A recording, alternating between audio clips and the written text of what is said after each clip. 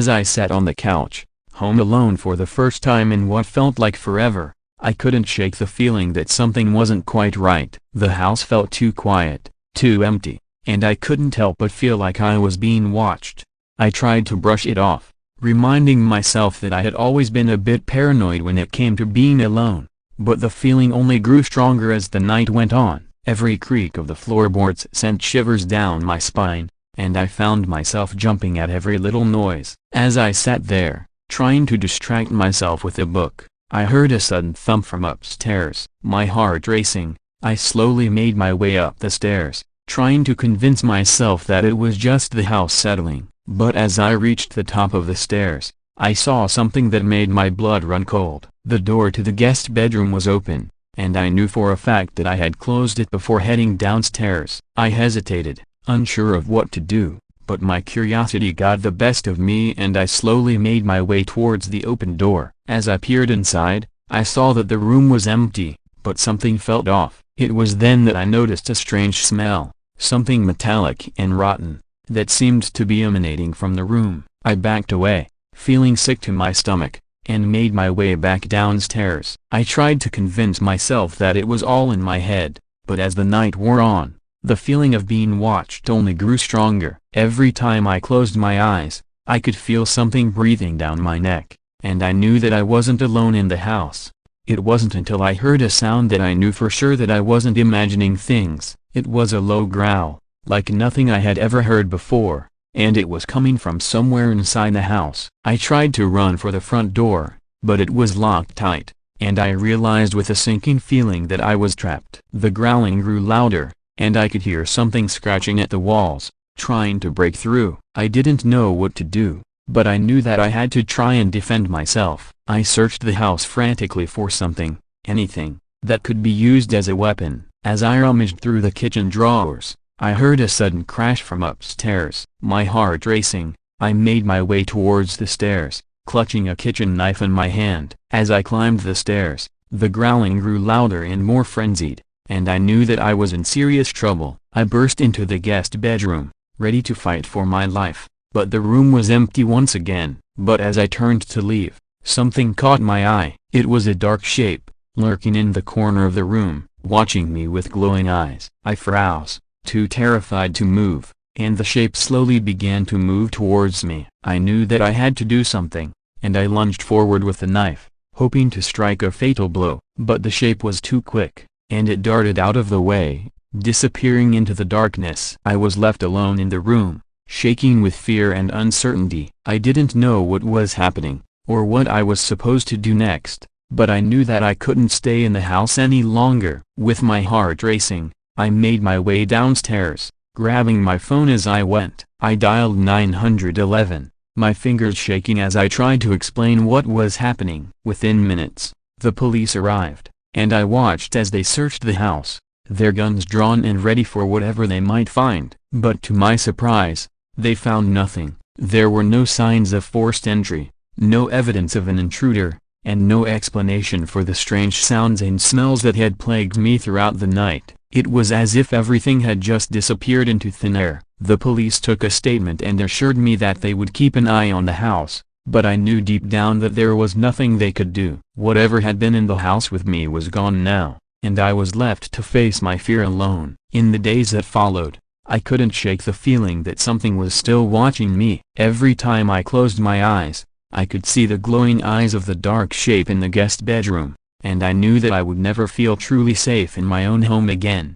I tried to convince myself that it was all just a figment of my imagination, that the stress and isolation of being home alone had gotten the best of me. But deep down, I knew that something had happened that night, something that I couldn't explain away. As time passed, I tried to move on, to go about my life as if nothing had happened, but every time I entered the guest bedroom, I could feel a cold chill run down my spine, and I knew that I would never be able to forget the terror of that night.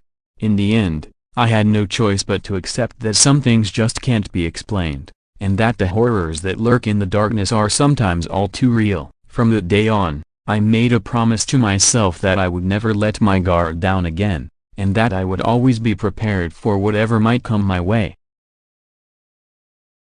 I woke up in the middle of the night to complete darkness. I checked the time on my phone, but it was dead. I had forgotten to charge it before going to bed. I fumbled around for my lamp, but the switch wouldn't work. Panic set in as I realized that the power must have gone out. I got out of bed and stumbled my way to the living room, where I found my flashlight. As I turned it on, the beam illuminated the room, but also cast deep shadows that made me uneasy. I heard a creaking noise, and my heart skipped a beat. It was probably just the house settling, but I couldn't shake the feeling that something was off. I went to the kitchen to get a glass of water, but as I turned on the faucet, no water came out. It was then that I realized that something was definitely wrong. I went to check the fuse box, and sure enough, a fuse had blown. I flipped the switch, and the lights flickered back on. Relieved, I went back to my room and got back into bed, but as I tried to fall back asleep, I heard strange noises coming from the living room. I got out of bed and went to investigate,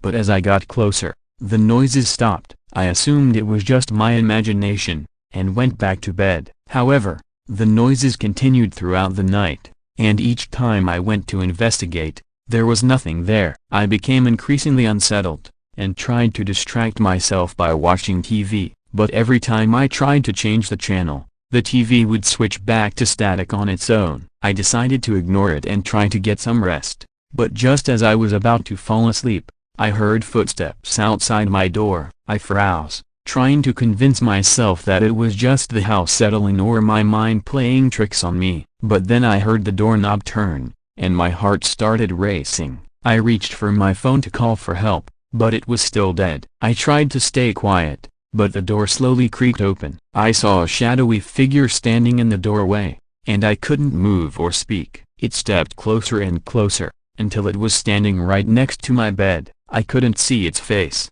but I could feel its breath on my neck. I tried to scream, but nothing came out. And then, just as suddenly as it appeared, the figure disappeared. I sat up in bed, gasping for air, and looked around the room. There was no sign of anyone or anything. The rest of the night passed without incident, but I couldn't shake the feeling that something was still there, watching me. The next day, I called a friend to come over and keep me company, but I never felt completely safe in the house again.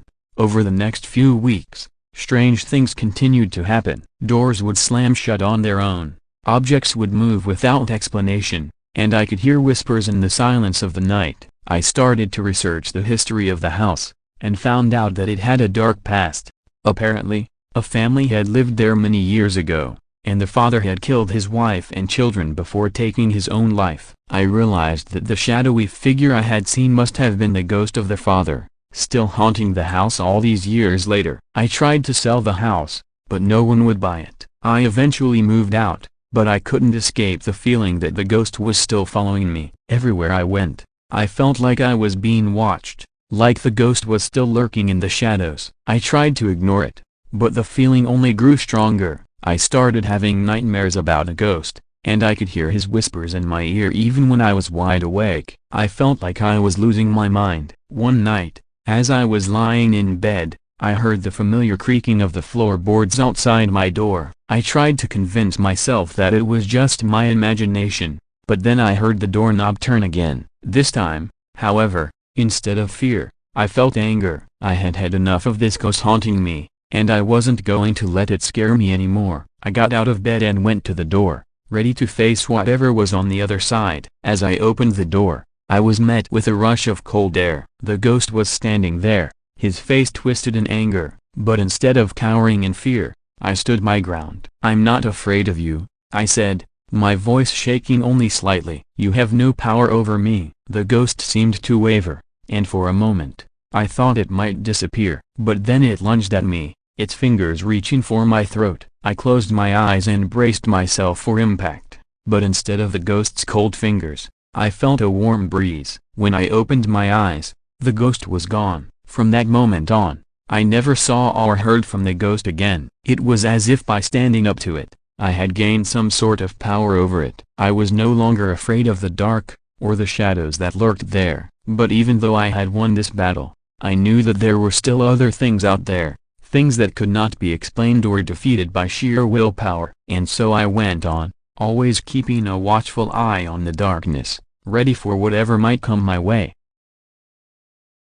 I was staying at a cabin in the woods, alone. It was supposed to be a relaxing getaway, a chance to escape from the hustle and bustle of the city. But as soon as I arrived, I knew that something was wrong. The cabin was old and musty, with creaky floorboards and peeling wallpaper. There was an eerie silence that hung over everything, broken only by the occasional rustle of leaves outside. As I settled in for the night, I heard strange noises coming from the woods. It sounded like something was moving through the trees, something big and heavy. But every time I looked outside, there was nothing there. I tried to ignore it and go to sleep, but then I heard a scratching sound coming from the window. I got up to investigate, but when I looked outside, there was nothing there. The scratching continued, growing louder and more insistent. I felt like I was going insane, like I was trapped in a nightmare that I couldn't escape. But then I saw something move in the darkness, something that made my blood run cold. It was a figure,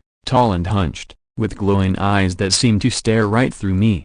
I tried to run, but the figure was faster, its long arms reaching out to grab me. I felt its cold fingers wrap around my neck, and I knew that I was going to die. But then, just as suddenly as it had appeared, the figure vanished. I was left standing there, gasping for breath, my heart pounding in my chest. As the sun rose the next morning, I knew that I had to leave the cabin. I packed my bags and fled, never looking back. To this day, I'm not sure what I saw that night, or if it was all just in my mind. But one thing is for certain, I will never forget the terror that I felt in the cabin in the woods, alone and at the mercy of something that I could not explain or understand.